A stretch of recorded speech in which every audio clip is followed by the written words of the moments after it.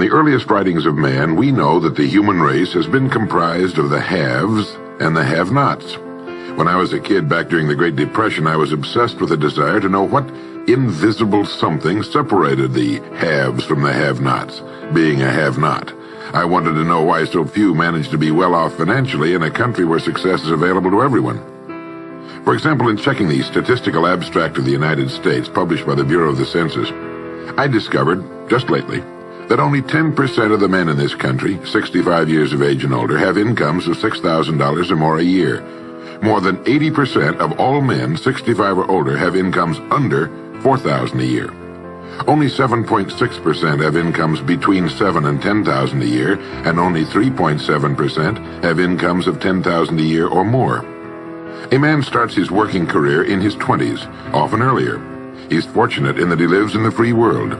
He has better than 40 years to make the grade financially in the richest country on earth. Yet, according to the statistics, only about 10 out of 100 will be financially secure by the time 65 rolls around, and only about 4 men out of 100 will be financially comfortable. Now why? Well, let me tell you how to find out for yourself. Conduct your own survey. Start down the street in your neighborhood on any Saturday or Sunday and ask the man of every house 2 questions. The first question is, what are you doing at the present time to increase your income now? That is, how much do you want to earn? And when you've evaluated the blank stare you get in response to that question, ask question number 2, which goes, how much money are you planning to be worth at age 65? Now, when the silence becomes too unnerving, thank him and move on to the next house.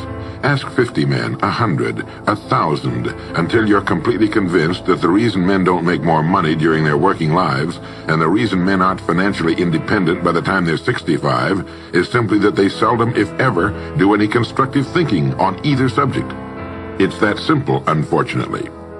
The reason it's so easy to earn far more money than the average man earns in this country is that so very few, are going about it the right way. This is a race without enough contestants to bother about. The few who are really in the race can all be winners. Some will finish ahead of the others, but even the man who finishes last in this race will be financially secure.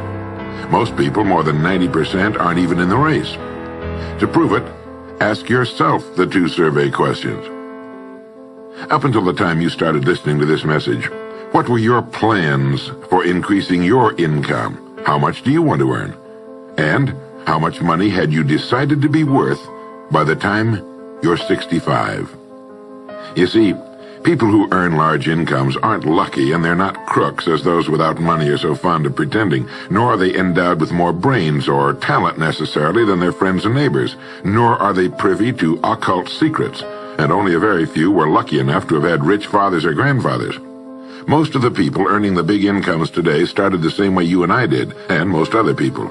The only difference between the men who earn big incomes and those who earn small incomes is that those earning big incomes decided to earn more. They're the people who made it their business to earn more. You see, a woman who does not think about baking an apple pie for dinner tonight will never think of looking up the recipe for apple pie. Without the decision for pie, there's no motivation for checking out the recipe. A man who does not think about driving his car to St. Louis, Missouri or Nacogdoches, Texas will never get road maps which show how to get to St. Louis or Nacogdoches. And a man who never decides to earn more money will never think of learning how, of looking up the rules for earning more money. You see, people do what they make up their minds to do. So get rid of the ancient superstition once and for all that people who earn big money are special people, or lucky, or get the breaks, or had money to begin with, or knew someone, or are smarter, or anything else. These are alibis. They can all be disproved 1,000 times. The reason there are so many of these alibis around is that men who fail to make the grade financially are seldom honest enough to just admit that they really didn't try and keep trying. So in order to justify their failure, in order to remain seated, they dream up and pass along these old alibis. We're all self-made, but only the successful will admit it. I once had occasion to visit Charleston, South Carolina. I'd never been there before, so I hired a taxi to drive me around the historic old town. I particularly wanted to see the battery where that famous shot was fired on Fort Sumter. Along this beautiful drive, some of Charleston's oldest and finest homes look out over the bay. I commented to my cab driver on what lovely homes they were, and he said, yes, some of those homes have 40 rooms. And then he thought a moment and he said, and every one of them is owned by a crook. This is how the have-nots justify themselves and their lot in life. I didn't say anything because I didn't feel I was entitled to advise him or try to straighten out his thinking. This is a free country where as long as he doesn't hurt others, everyone has the unalienable right to be just as wrong as he wants to be. As Thomas R. Lounsbury, the American scholar and educator, put it, we must view with profound respect the infinite capacity of the human mind to resist the inroads of useful knowledge. My taxi driver and men and women like him all over the world have been kidding themselves and holding themselves down and refusing the bounty and abundance of the world for centuries. Knowledge is available to everyone. We can either listen to those qualified to teach us, or we can go along with those ancient stumbling blocks we get from people who don't know any more than we do. The truth, incidentally, about those homes along that beautiful drive is that they were built by the men and women who made the largest contribution to the city of Charleston. In just a moment, I'm going to give you the formula for getting rich, but before I do, I want to remind you of something. Before a jet pilot begins his takeoff from an airport, he carefully goes over a checklist, item by item. He does this not only because it's required by law, but because he cannot afford to trust so important a job to his memory alone. He has another checklist that he goes over just as carefully before he begins his letdown at his destination. He does this without fail every time he takes off and every time he lands. Well, I think living successfully is as important as flying an airplane. And because of this, I think each of us needs a checklist too. And that's why there's one included with this cassette. We need a checklist to go over item by item before we take off in the morning and before we drop off to sleep every night. So I want to recommend that you affix the checklist to your bathroom mirror. Stare at it as you brush your teeth in the morning and stare at it again as you prepare for bed at night. Go over each item, and as you do, think of what each item represents. Now here's number one. It's the formula for getting rich. It also explains why you're in your present position, whether you're earning $6,000 a year or $16,000 or $60,000 or $600,000. It applies to every adult, whether he's employed or unemployed. It applies to the richest man and to the poorest, and every person in between. And here it is. Our rewards in life will always be in exact proportion to our contribution, our service. Now that's what the formula means as the first item on your checklist. Memorize it. Our rewards in life will always be in exact proportion to our contribution, our service. Listen to it, think about it until you know it emotionally as well as intellectually.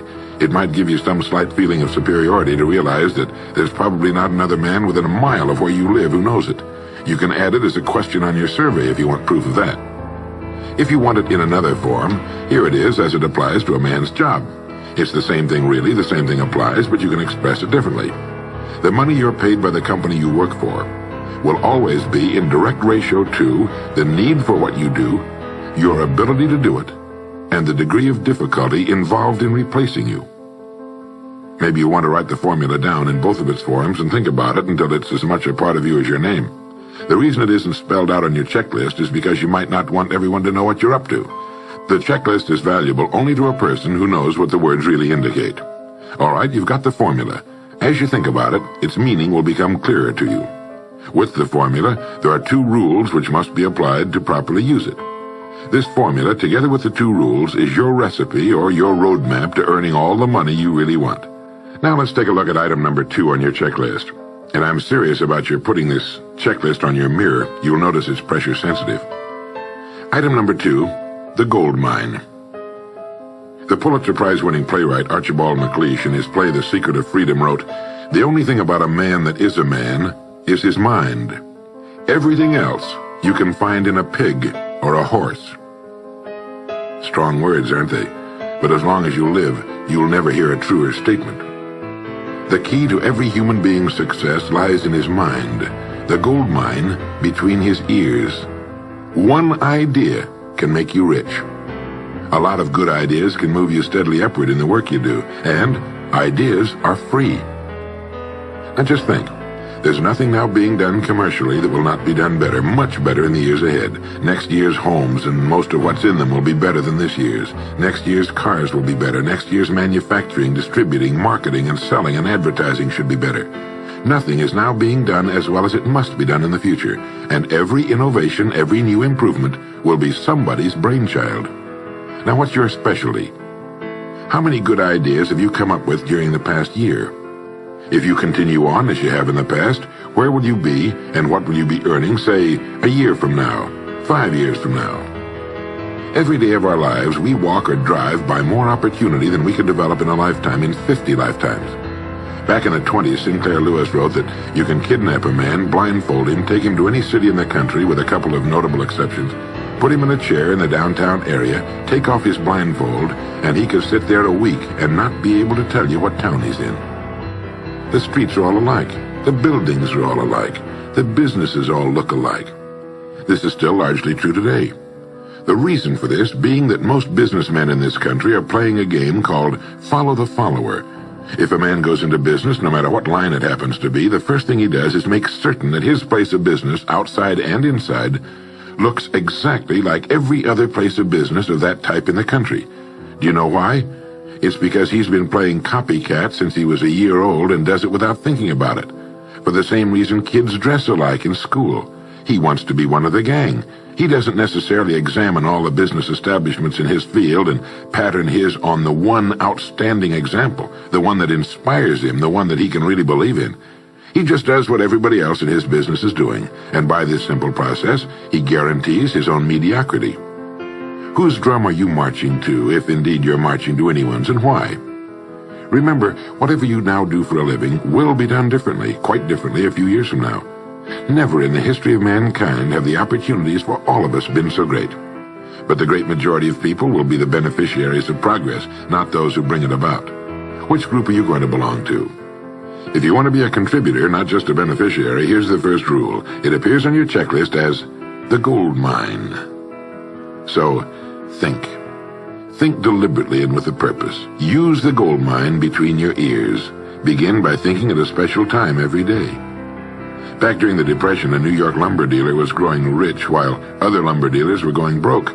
When asked how he did it, he said, "Every evening when I get home, I close myself up in a quiet room, sit in a comfortable chair, and ask myself, how will my business be conducted 10 years from now? Then I try to do it now." Instead of competing with every other lumber dealer, which is what they were doing, he was creating. He was doing the very thing man was designed to do, the very thing man does best. A company growing at the rate of 10% a year will double its size in less than 8 years. But a man can improve his effectiveness 50% or 100% a year or more. The experts tell us that every one of us has within him deep reservoirs of ability, even genius, that he habitually fails to use. Well, let's begin now to reach into these deep, rich areas of pure net profit and use more of our real abilities. Let's think. Here's the best way I've found to make yourself think. Start getting up a little earlier than you're accustomed to. Right off the bat, this gives you extra time that 95% of the men in this country are not using at all. 1 hour earlier a day gives you 6.5 extra 40-hour weeks a year. But at this time in the morning, take a refreshing shower, dress, get yourself a fresh, hot cup of coffee if you're a coffee man, and then sit down to a clean sheet of paper. At the top of the paper, write your financial goal. Now, this is the amount of money per year you intend to earn soon. Incidentally, you might like to keep this to yourself, too. It's nobody's business but yours. Then, start to think. Think about your goal and what it'll mean to you and your family. Then see how many ideas you can come up with to help you reach that goal. Ideas to improve what you now do for a living. Ways of increasing your contribution to match your income goal. You know, jobs don't have futures. People do. No matter what line of work you may be in, there is within it more than enough opportunity to last a lifetime. You don't have to think of brand new ideas or revolutionary new ways of doing things, although you well might come up with some. Think of ways of improving what is now being done. If you are to increase your income by the amount you've specified, you must find ways of increasing your contribution, your service. And the key to this is to be found in your mind, in that gold mine between your ears. Try for 5 ideas every morning and write them down, and save those sheets of paper in a special idea file. Many, perhaps most of your ideas will be worthless, but some of them will be very good. A few will be excellent, and every once in a while you will come up with something really outstanding. You see, 5 ideas a day is 25 a week if you don't think on weekends. Now that's more than 1,000 ideas a year. One idea can get you to that income you're shooting for. The law of averages swings so far in your favor you just can't miss. Try to develop a sense of expectancy. That is, try to hold the feeling that the goal you're shooting for is a sure thing, and that it's only a matter of time before it's realized. You know, Henry Ford didn't start making cars until he was 45. A friend of mine started a new company at 65. He's still going strong, and his new company has sales of better than $300 million a year. It's almost never too late. Try not to think of things outside of your own line of work or whatever it is you're most interested in. To think well and profitably, you must discipline your thinking. Keep it on course, controlled, keep it in one field, specialize. Now for the final item on your checklist. It appears as the word. And the word is attitude. Attitude has been called the most important word in the language. William James put it this way. He said, "The greatest discovery of my generation is that human beings can alter their lives by altering their attitudes of mind." Now this is something to think about. Can alter their lives by altering their attitudes of mind. It's another way of saying we become what we think about. Look at it this way. Your total environment, if you've been an adult for any appreciable period of time, your total environment is a reflection of you as a person. The house and the neighborhood in which you live, the car you drive, the clothes you wear, the job you do, the people with whom you regularly associate. Your total environment is an exact and merciless mirror of you as a human being. Now, if you feel your environment can stand some improvement, you have only to improve your attitude, and your world will gradually change to reflect the changing person. Here's how to change your attitude. Beginning now, begin to act as would the person you most want to become. Now that is, if you were already in possession of the goal you're shooting for, how would you conduct yourself in all of your affairs? Well, do it now, and tomorrow, and the next day. Begin now to act the part of the person you most want to become, and you'll end by becoming that person. Subtly, in little ways, in the way you dress, in the way you talk, in the unfailing courtesy you show to every person with whom you come in contact, begin to act the part of the person who has already achieved that which you're shooting for. The German philosopher Goethe gave us the secret when he said, before you can do something, you must first be something. When you behave like the person you most want to become, the things that person would have will tend to come to you. It's simply cause and effect. Don't be in too big a hurry. It takes longer to build a skyscraper than a chicken coop. Build slowly, steadily, and well. Then when you make it, you'll keep it. You'll stay on top. Always be suspicious of the so-called get-rich-quick scheme or sudden success.